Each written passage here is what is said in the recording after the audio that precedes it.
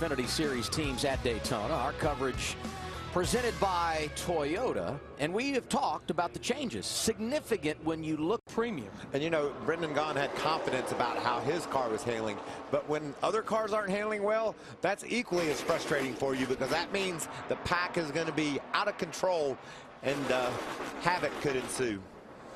I wasn't sure if we were going to get another big pack in this practice, but we got about 12, 13 drivers that decided to go out there and make another big pack draft run. Well, you'd almost expect they'd have to, Larry. We go out, we talk about how different it is, how you can't side draft as well, how the cars are a little bit sketchy, we heard. Well, you better go out and try again, make sure you made some adjustments that would pay off. There's a lot of... So they're very optimistic about this 2017 season. Yeah, they did a test down at Atlanta Motor Speedway a few weeks ago. I don't know how you can't set the expectations high based on what he accomplished last year, and I don't think anyone saw it coming. You knew he was talented, but that just was unbelievable for a kid at his experience level. That's why you got to turn into the truck race tonight, man. You got to tune us on, because you don't, who's that next kid? Exactly. Who's going to pop onto the scene and do things that we've never seen before? William Byron won more races than anyone. Playoff points that are available through the regular season. That really, when that came out, the first driver I thought about was William Byron to win all those races and had that one issue, and he's done. He's eliminated from the championship four. And if he had had those points, gets to Miami, wins the race, he's a champion. There you go. Not taking anything away from Johnny Sauter's championship by no means. But Denny Hamlin said it best. This sets up the four best. Stage racing is pit road penalties. Could kill you. Mess you up for a stage. You know, say you get a penalty late in a stage, you can't recover to get a top 10. You were leading the race. There goes 10 points. Championship points, and maybe the possibility of losing a playoff point as well. So the crew chiefs are going to have more pressure on them to make the right decisions, and the drivers are going to have to make a lot of pressure on them to make sure they do a good job on pit road as well. Behind him, the 42, fellow rookie Tyler Reddick. Jeremy Clements behind them in the 51. Now, this surprises me. Jeremy in that 51 team out of Spartanburg, South Carolina. You know how many cars they have here this weekend? One. No backup car. So this is, you know, this is dangerous for them to go out and draft, because one thing goes wrong and they could have a lot of trouble going to tomorrow. But he wanted Jeremy Clements in that mix. Right behind him, Dakota Armstrong back with JGL in 2017. Ryan Sieg, another one of the underdog teams, if you will, out of Tucker, Georgia. Don't have the same funding as everybody else, but certainly believes when it comes to this style of racing, they have an opportunity to compete. And this has been a decent track for Sieg over the years. One thing that Cole Custer has, and you and I were talking about this the other day, a lot of experience on the pit box. Jeff Mendering, the crew chief over there. You know, he was a crew chief for Bobby Labonte. Last time he was a crew chief was with Bobby Labonte over at Richard Petty Motorsports. So it's good to see Jeff back atop the pit box, a car chief at the Cup level the last handful of years. So you've heard from Chris Neville in the garage. Let's say good afternoon to Matt Yoakum. What's going on, Matt? Hey, buddy, how you doing today? I tell you what, a lot of business going on in both garages, over in the Monster Energy Cup garage and then over here in the Xfinity, and you're one of those guys running back and forth. You drafted in the first session in the Xfinity car, a little free side. How much are you going to run this session? Just a couple of single car runs. We felt like our car was pretty solid in the draft. A few handling issues, but I think we fixed those, and now we just want to see what kind of speed we have for qualifying and go race. How different does this car feel with the different spoiler and then in comparison to your Cup car? Well, I think the Rheem Chevy feels very similar handling-wise to a Cup car now. They've done a really good job of kind of separating that tandem draft. I'm sure people are going to try it, but I didn't feel like it really was going to help you a whole lot. So we'll just have to wait and see in the race if things change. But I've enjoyed it so far. I think they've really mimicked the Cup cars a lot, so kind of fun. All right, have a Coke, get in the car. Let's go to Chris Neville.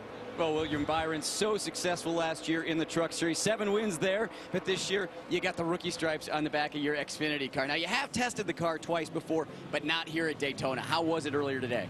Oh, it was really good. I mean, we got 2 and 3 wide out there, so it was a really good experience for me. Liberty University Chevrolet's been strong today, so just trying to learn the draft and trying to just do the obvious things right, get down pit road, get in my pit stall, everything like that. So really proud of these guys, and hopefully it's a good race for us tomorrow. And being a rookie, looking at tomorrow, do you guys have a goal for the weekend? Really for me, just getting the most experience, trying to complete every pit stop, trying to do the things that I can control. How warm it's going to be tomorrow. One reason you almost have to get out there and run a few laps in the draft is to adjust what tape on the nose of that race car. Tape is the best friend from an aerodynamic standpoint. It helps the drag, it helps the front downforce, but obviously you have to have adequate enough opening to cool the radiator. How concerning is the sunshine and the heat for a crew chief at Daytona? Because when your car gets locked up in that draft, you know it's not going to have an opportunity to breathe much. Well, you've got to get that driver to pay close attention to those gauges. And most of these gauges now, they have the lights. That's what happened to Austin Dillon last night in the duel. His light was blinking red, and he thought he was blowing up, and it just simply had to nose the car out to get a little air in the front end to cool the water down. No longer do you really have to even read gauges, because I know these cars don't have the digital dashes, but they still have the gauges that light up and they will turn red when you've exceeded either the oil pressure limits or the temperature limits.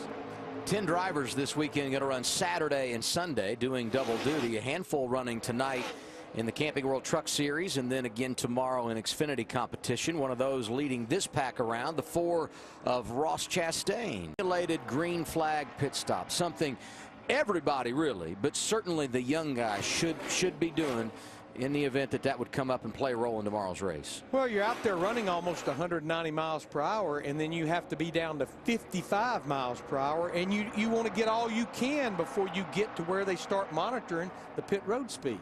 Speechless. Impressive. Chevy stepping up their game. 21 of 44 cars have taken time in the opening round of qualifying at Daytona. 6th is Ryan Sieg, and he's driving what car, Michael? The Booyah.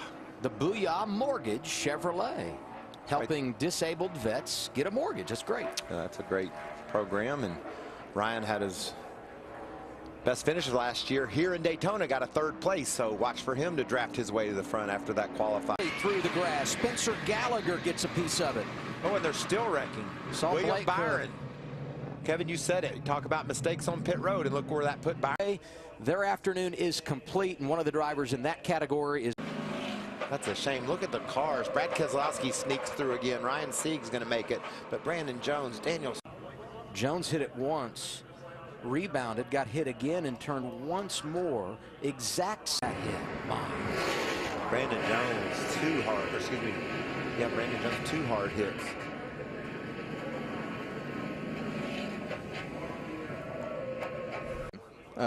And I think Johnny Sauter flipped over in that particular race in the number 2 car. So this is not the first time all this stuff has happened. Was that the year that Tim Fedowa in like a backup car finished inside the top 5? Was that year? There was a year where he was to do, because now we have a field that's mixed up between what we would consider the most competitive cars, but there's a lot less of them, and those guys in the back. We are for an extra hour, because I got a feeling we're going to run long tonight. All right, buddy. Thanks for chatting. Become dead air. And, oh, there it is. The best car we thought all day long in a bump drafting. It's worse and worse. Austin Dillon approaching the 1, gives him a little bump, knocks him out of whack. Even when these cars are square, they're just so light in the back that everything has to be absolutely perfect, or it causes another big wreck. You know who this caution is big for? William Byron, who didn't pit under that last caution, took the wave around. He crunch it up. He narrowly avoided that wreck. So unfortunate for Elliott Sadler.